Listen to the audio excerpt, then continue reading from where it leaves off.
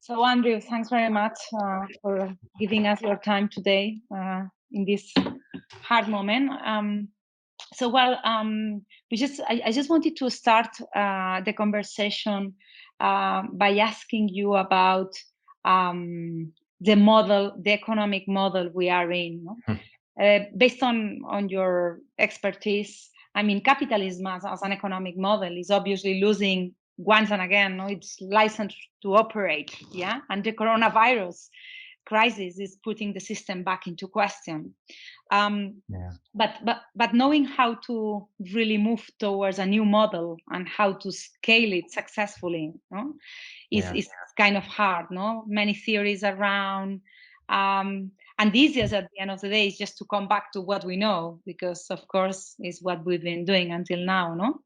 Yeah. If you have to give like 3 advices, 3 clues of where would you start? Yeah, I mean, look, it's a really, obviously we're all questioning everything now. I think those of us in the sustainability community have been questioning things for a long time.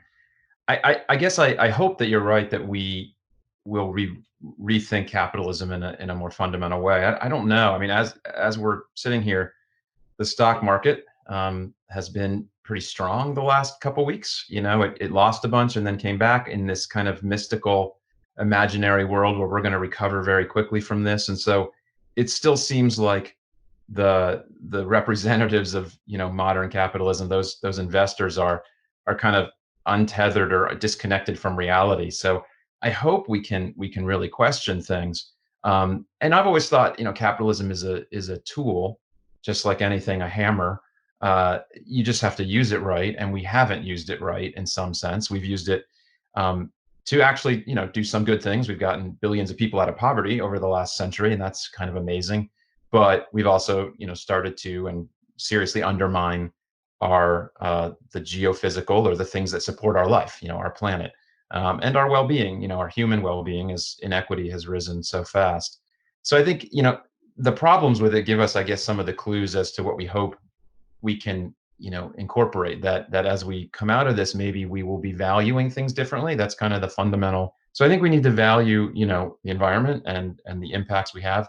We need to be valuing people in some better way. This is kind of what's been riding on me, or I've been thinking about so much in recent weeks, is that there's so little value of people. I hope that we are questioning that at a fundamental level.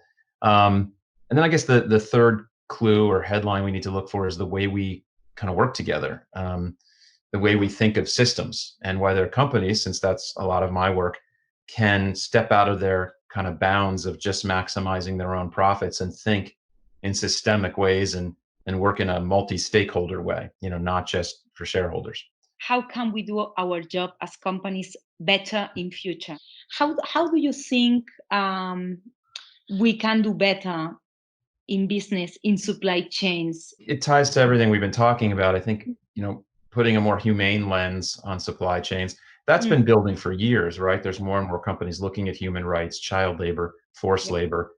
I mean, that's been a huge problem, but companies are working on it, I think, with real focus and working with NGOs on this. I think we'll have to continue to do that, to think about the humanity of our supply chains, where we make things, who's making them, what their lives are like.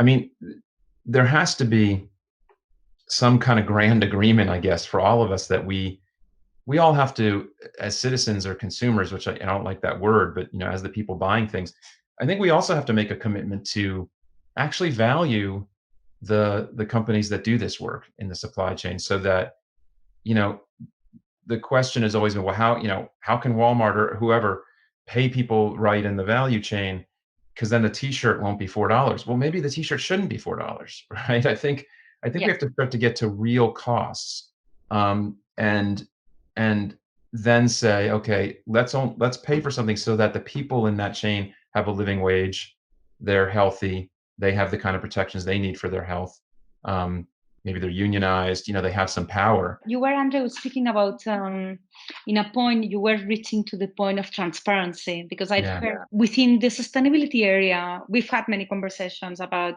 there is this right questioning from the citizens, no, asking more and more about the products, the companies that produce those products.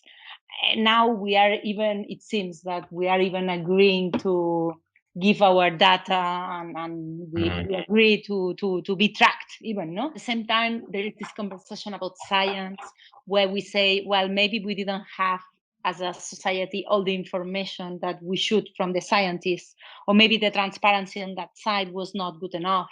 Mm. So the whole trend of transparency, you're an expert on that. How do you think this is going to evolve?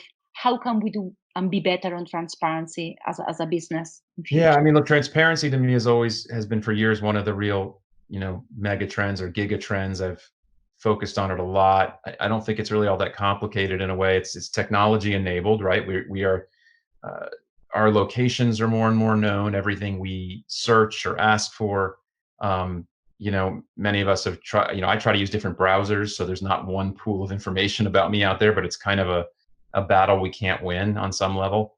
And transparency, I think, has been good in many ways, right? Transparency about supply chains uncovers, human violations. It helps, bring light to some bad practices. I mean, those are good things in general. But we're going to enter, I think, now an even more kind of forced transparency. If we want to kind of lead a fairly normal life until we get control of this disease, it's going to require massive amounts of testing and tracking of people. Like literally, where is everyone? Who have they talked to? Where have they been? So if someone gets it, oh, they were on the subway yesterday. Here's all the people that were around them. I mean, it's going to make people very uncomfortable. I'm hoping that there's some good that can come of this, but maybe it will continue to force a deeper conversation about privacy and what needs to be private, and who owns the data. I mean, it's kind of a dangerous time because you know to manage this, we kind of need the government to have our locations. But that starts to sound very authoritarian to a lot of people, right? It depends on who the government is, depends on, who you trust. And in business, I've felt for years like there's only really one direction this is going, more and more data. Again, in the name of efficiency, but also just for companies to have a greater handle on what their risks and opportunities are, to know if there's a labor violation in their supply chain, to know if there's an opportunity for a supplier that isn't very efficient to get more efficient, to put in solar, whatever it is. That the transparency in the supply chain has basically been a good thing, so that we know what's really happening, 1, 2, 3 degrees up the supply chain. So I don't see it going any direction but one way. But who knows? Things change very dramatically. I guess there could be a rebellion or a pushback against this level of openness. But I think in business, it's pretty hard to avoid. If you're a supplier a couple tiers down in the supply chain, if your customers are asking for more data about your business, you don't really have a choice, right? That's part of how you compete now, is being able to share information and tell the story of this product. And the companies that have a better story about their sustainability efforts, about their footprint, about the way they treat people, I think generally they're going to keep doing better and better. Thanks very much for that, Andrew. It was impressive.